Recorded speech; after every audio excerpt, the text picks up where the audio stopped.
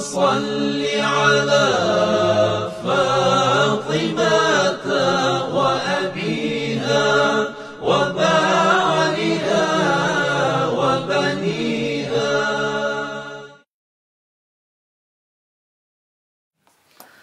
ہر مسلمان کے ذہن میں یہ سوال پیدا ہوتا ہے کہ احکام شرعی کا فلسفہ کیا ہے؟ فلسفہ یا تقلید سے آگاہی کی اہمیت کیا ہے کہ ہم اس سے آگاہ ہو جائیں؟ اور اولاً احکام شرعی، جس طرح بعض لوگ پوچھیں کیوں نماز ہم کیوں پڑھے، وضو ہم کیوں کریں، طہارت کیوں کریں، وغیرہ وغیرہ، کیوں؟ دنیا میں سب سے زیادہ سوال کیوں سے کرتے ہیں. تو یہ سوال ہے. تو اس سلسلے میں عرض ہے کہ شریعت اسلام میں کچھ واجبات اور محرمات پائے جاتے ہیں. اسلام میں شریعت اسلام یعنی قوانین اسلام میں، دین اسلام میں، وہ جو خداوند متعال کی طرف سے ضابطۂ حیات آپ کو ملا، یعنی شریعت دین، جس میں کچھ محرمات ہیں، کچھ واجبات، یعنی کچھ چیزیں لازماً انسان مکلف کو انجام دینا ہے، کچھ چیزیں ایسی ہیں کہ جن سے بہر صورت اس نے بچنا ہے، دور رہنا ہے، اگر انجام دیں گناہ ہے، سزا ہے، رسوائی ہے، وغیرہ. جن کو خداوند متعال نے انسان کی دنیاوی اور اخروی سعادت کے لیے بنایا ہے، واجبات کو اور محرمات کو خداوند متعال نے ہماری سعادت کے لیے، فائدہ ہمارا ہے، خدا کا اس میں کوئی فائدہ نہیں. ہم خنزیر کا گوشت کھائیں یا نہ کھائیں، خدا کی ذات پہ کوئی حرف نہیں آتا. ہم چاہیں گدھے کا گوشت کھائیں، ہم چاہیں گھوڑے کا گوشت کھا لیں، ہم چاہیں سور کا گوشت کھا لیں، خدا کو اس میں کیا ہے؟ تو فائدہ ہمارا ہے. اگر ہم جو ہے خداوند متعال کے احکامات کے مطابق حرام گوشت سے بچیں، فائدہ ہمارا ہے. اسی طرح سے نماز کی واجبات میں سے کہ اگر ہم نماز پڑھیں گے خدا کے لیے کوئی فائدہ نہیں ہے، اگر ہم نہیں پڑھیں گے خدا کا کوئی نقصان نہیں ہوتا، تو اس کا فائدہ ہے. تو لہٰذا خدا نے محرمات و واجبات کو معین فرمایا ہے ہمارے فائدے کے لیے، ہماری سعادت کے لیے، یعنی ہماری کامیابی کے لیے، دنیاوی اخروی. اور اگر انسان ان کی اطاعت نہ کرے تو نہ وہ مطلوبہ سعادت تک پہنچ سکتا ہے اور نہ ہی ان پر عمل نہ کرنے کے سبب عذاب سے بچ سکتا ہے. دونوں ہیں. ابھی اس نے عمل نہ کیا، مثلا واجبات پہ عمل نہ کیا، تو وہ سعادت، وہ کامیابی، وہ کامرانی، وہ ابدی زندگی، وہ ہمیشہ کی زندگی، وہ خداوند متعال کی نعمتیں، ان سے انسان محروم، کبھی بھی اس سعادت کو حاصل نہیں کر سکے گا. واحد راستہ یہی ہے کہ واجبات الہیہ پہ عمل کریں. اور اگر انسان نے محرمات کی پرواہ نہ کی تو کیا ہوگا؟ محرمات کی پرواہ نہ کی اور انجام دینا شروع کر دیا تو ہم عذاب سے کسی قیمت پر بھی نہیں بچ سکتے. عذاب الہی سے بچنے کا واحد ذریعہ یہی ہے کہ انسان محرمات سے بچے. یہ ایک چیز. احکام شرعی کی شناخت اور در کو فہم کے لیے بہت سارے علوم کا جاننا ضروری ہے. یہ چیز ایسا نہیں ہے کہ کسی ایک کتاب میں انسان مطالعہ کرنا شروع کر دیں تمام احکام اس کی سمجھ میں آ جائیں، ایسا نہیں. خدا متعال نے اس طرح سے رکھا ہے. شاید یہ چیزیں بھی ہماری وجہ سے ہو گئی ہیں، ہماری کوتاہیوں کی وجہ سے. اگر ائمہ اطہار شروع سے ہی اپنی اسی جس طرح خدا متعال نے چاہا تھا اسی طرح سے ائمہ حکومت کرتے تو ہماری اتنی مشکلات نہ ہوتی. ابھی تک کتنی کتابیں اہل بیت کی زبان سے سن کر ایک ایک حکم ہم لکھ چکے ہوتے، ہمارے لیے آسانی ہو جاتی. نہیں ہے، اہل بیت کو شہید کرتے رہے، در بدر کرتے رہے، دکھ دیتے رہے. اب ان کی باتیں تتر بتر ادھر ادھر لوگوں نے جمع کرنا شروع کر دیا مختلف. اب ہر فقیہ کو جو ہے تحقیق کرنا پڑتا ہے ان میں، ورنہ شاید ائمہ اگر اپنے دور اپنے جو ہیں اسی حساب کتاب کے مطابق پیغمبر اسلام کے بعد آرام سے ان کی حکومت ہوتی، مثلا ابھی تک کیا سے کیا ہوتے. کہاں یہ دنیا کہاں پہنچ چکی ہوتی. ابھی تک یہاں برائی کا نام و نشان بھی نہ ہوتا، دنیا میں برائی کا نام و نشان بھی نہ ہوتا اگر اہل بیت کی حکومت ہو چکی ہوتی. یہاں کوئی غیر آبادی جو ہے غیر آباد نظر نہ، کوئی جگہ نظر نہ آتی اگر اہل بیت کی حکومت. خلاصہ اب اس طرح سے ہوا تو اہل بیت مجبور ہے کبھی دعاؤں میں، کبھی خطبوں میں، کبھی ادھر ادھر مطلب باتیں، کبھی ایک اس شاگرد کبھی اس شاگرد کو بتاتے رہیں تاکہ شریعت ہم تک پہنچے. اب یہ چیزیں جمع کر کے کتابوں میں احادیث کی شکل میں موجود ہے، اب ان میں تحقیق کرنا ہوتا ہے. لہٰذا چونکہ وہ سب عربی میں ہے، اہل بیت کی زبان عربی، خدا کی پسندیدہ زبان عربی ہے. خدا متعال نے اہل بیت کے لیے عربی زبان کو انتخاب کیا اور اہل بیت عرب میں پیدا ہوئے. تو لہٰذا ہمارے لیے خدا متعال نے چاہا کہ دیکھیں میری عبادت بھی تم نے عربی میں کرنی ہے. یعنی بعض عبادتیں مثلا نماز عربی میں، اذان عربی میں، مثلا قرآن آپ نے تلاوت کرنی ہے عربی میں، تلاوت اردو میں تلاوت نہیں کرنی ہے. کبھی کوشش کی ہے اردو میں قرآن کی تلاوت کرنی؟ کسی قاری سے کہیں ایک دفعہ کم از کم اردو میں تلاوت شروع کریں. نہیں کس طرح تلاوت کرتے ہیں، ہاتھوں کو کانوں پہ رکھیں، شروع کریں اردو میں مثلا یا فارسی میں. تو مشکل کیا ہے؟ مشکل ہے کہ تمام احکام شرعیہ کو قرآن اور حدیث سے اخذ کرنا ہوتا ہے اور یہ دونوں عربی میں ہیں.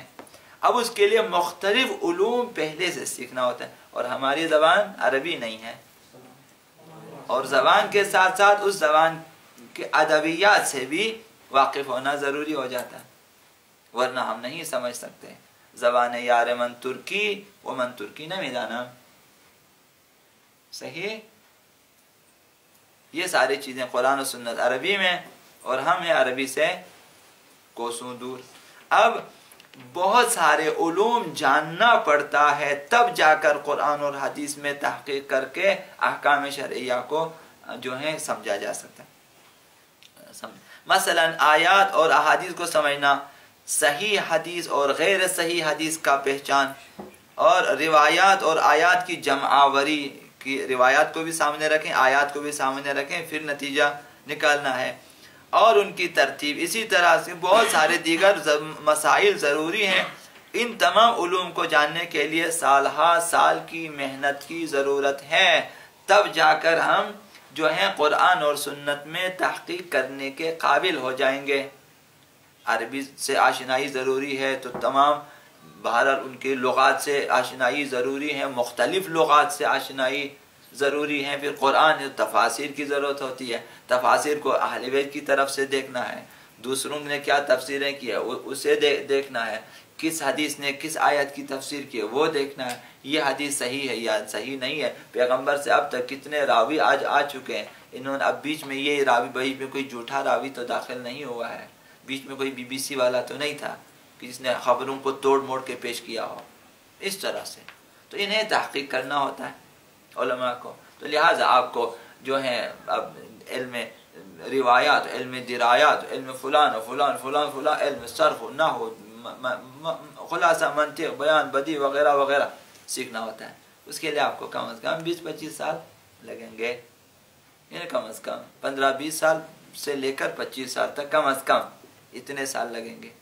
یہاں تک بات آپ کی سمجھ میں آ گئی کہ خدا متعال نے کچھ احکام بیان فرمائے ہیں، کچھ واجبات ہیں، کچھ محرمات ہیں، اور دونوں پہ عمل کیے بغیر ہم سعادت مند اور کامیاب زندگی نہیں گزار سکتے، اور اخروی زندگی کو بھی ہم حاصل نہیں کر سکتے، اور عذاب جہنم سے نہیں بچ سکتے، نعمات جو ہیں بہشتی کو ہم حاصل نہیں کر سکتے. اب ان احکام پہ عمل کرنے کے لیے احکام کو جاننا پڑتا ہے. احکام جاننے کے لیے چونکہ دونوں عربی میں، قرآن و سنت سے اخذ کرنا ہوتی دونوں عربی میں، تو ہمیں عربی زبان سے جو ہے آشنائی ضروری ہے، اور بھی مختلف حوالوں سے، نحو کے حوالے سے الگ، صرف کے حوالے سے الگ، مثلا معانی بیان بدیع کے حوالے سے الگ، ٹھیک ہے، منطق بیان وغیرہ کے حوالے، لغات کے حوالے سے، روایات و احادیث وغیرہ کے، اور خلاصہ تفاسیر کے حوالے سے بہت سارے، خود علوم قرآنی میں بہت سارے علوم ہیں، تب جا کر ہم، تو لہٰذا کئی سال لگیں گے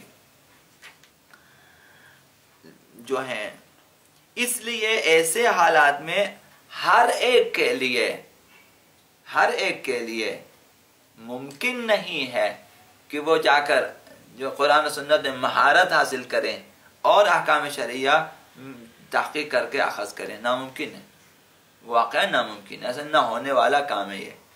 لہذا بعض لوگ ایسا کر سکتے ہیں، نہ سب، بعض لوگ کر سکتے ہیں چنانچہ کر رہے ہیں، اور اکثر لوگ نہیں کر سکتے چنانچہ نہیں کر رہے. تب ان حالات میں کیا کرنا چاہیے؟ چونکہ سب لوگ جو ہے فقہ احکام شرعیہ میں فقیہ نہیں بن سکتے. اب ایسے حالات میں مکلف کے سامنے 3 راستے آ جاتے ہیں. پہلا راستہ وہی راستہ جو عرض کیا کہ اجتہاد کرے، خود زحمت کریں، مدارس میں جائیں، پڑھیں لکھیں، جا کے ڈھونڈیں، تحقیق کریں، وہی نکالیں. اب اس کو 15-20 سال لگے شاید، وہ تب جا کر احکام سیکھ سکیں اور ڈھونڈ سکیں، لکھ سکیں، نکال سکیں، تحقیق کر سکیں. دوسرا راستہ، اب یہ تو سب کے لیے ممکن نہیں ہے، بعض لوگ ایسا کر سکتے ہیں، چنانچہ کر رہے ہیں. ایک یہ راستہ ہے. دوسرا راستہ، ہر کام میں موجود آراء کا مطالعہ کرے، ہر عمل میں، وضو میں، غسل میں، تیمم میں، اور وضو کے بھی باقی مسائل میں، مثلا سر کے مسح میں، پیروں کے مسح میں، وضو میں، مثلا نماز میں، نماز کے جو ہے نماز کے قراءت میں، نیت میں، تکبیر میں، سلام میں، تشہد میں، سب میں جتنے فتاوے موجود ہیں، اور کم از کم جو ہے مجتہدین جامع شرائط کے، انہیں پڑھیں. پڑھنے کے بعد جو ہے اس طرح عمل کرے کہ تمام آراء کے مطابق اس کا عمل صحیح ہو. یعنی کوئی بھی مجتہد ایسا نہ کہ تمہارا عمل غلط ہے. لہذا اس طرح اسے عمل کرنا ہوتا ہے کہ تمام فقہا کے نظریات کے مطابق، ان کے فتاوی کے مطابق اس کا یہ عمل احتیاط کے قریب تر ہے. لہذا اسے اطمینان ہو جائے کہ سب کے مطابق میں درست ہوں، عمل میرا صحیح ہے. یہ راستہ اس کو کہتے ہیں احتیاط کا راستہ. احتیاطاً اس کا بھی پڑھا، اس کا بھی پڑھا، اس کا بھی پڑھا، سب کو پڑھا. اب پڑھنے کے اس کے لیے بھی ایک مہارت چاہیے، علوم چاہیے، چونکہ تمام مجتہدین کے آراء تک آپ پہنچ نہیں سکتے. یہی چھوٹی کتابیں نہیں ہیں، بڑی بڑی کتابیں بھی ہیں، تو وہاں تک جانا ہوتا ہے. پھر وہی علوم چاہیے، وہی ظاہر ہے. اب سب کے سب ہماری اپنی زبان میں، لوکل زبان میں تو نہیں ہے، پھر بھی مسائل ہیں. اس کے لیے بھی کم از کم مجتہدین سے کمتر جو ہے علم رکھنے والا انسان ہونا چاہیے. کم از کم مجتہدین کے لکھے ہوئے کتابوں کو پڑھ سکیں، فتاوا کو پڑھ سکیں اور سمجھ سکیں. ورنہ ہمیں کیا معلوم کون سا مسئلہ احتیاط کے مطابق ہے، نہیں سمجھتے. یہ دوسرا راستہ، یہ بھی اکثر لوگوں کے لیے ناممکن ہے، سوائے چند افراد کے. چند افراد ایسا کر سکتے ہیں. بہرحال جو بھی انہی مجتہدین کے ساتھ ساتھ رہتے ہوں وہ وہیں پہ کر سکتے، وہی ان سب سے پوچھ کے پھر عمل کریں. مثلا حوزہ علمیہ میں ہے، انہیں معلوم ہے کس طرح ہمیں عمل کرنا ہے. تیسرا راستہ یہ ہے کہ کسی ایسے فرد کی رائے پہ عمل کرے جو کامل طور پر احکام شرعی کا ماہر ہو، یعنی فقیہ جامع شرائط، مجتہد جامع شرائط. یہ 3 راستے ہیں. اسے کہتے ہیں تقلید. تو جو ہمارے پاس کتنے راستے ہو گئے احکام شرعیہ پہ عمل کرنے کے سلسلے میں؟ 3 راستے ہو گئے. نمبر 1 اجتہاد، خود مجتہد بنے. نمبر 2 احتیاط، تمام مجتہدین کے آراء کو پڑھ کے جو احتیاط کے زیادہ قریب ہو اس پہ عمل کرے. کسی بھی مجتہد کے نظریے کے مطابق اس کا عمل باطل نہ ہو، ورنہ پھر احتیاط نہیں ہے، یا وہ کہہ رہے ہیں باطل ہے شاید. 2 تیسرا تقلید. چوتھا راستہ نہیں ہے، چوتھا راستہ نہیں ہے. ابھی آپ لوگوں کی مرضی، 3 راستوں میں سے کون سا راستہ آپ لوگ انتخاب کرتے ہیں.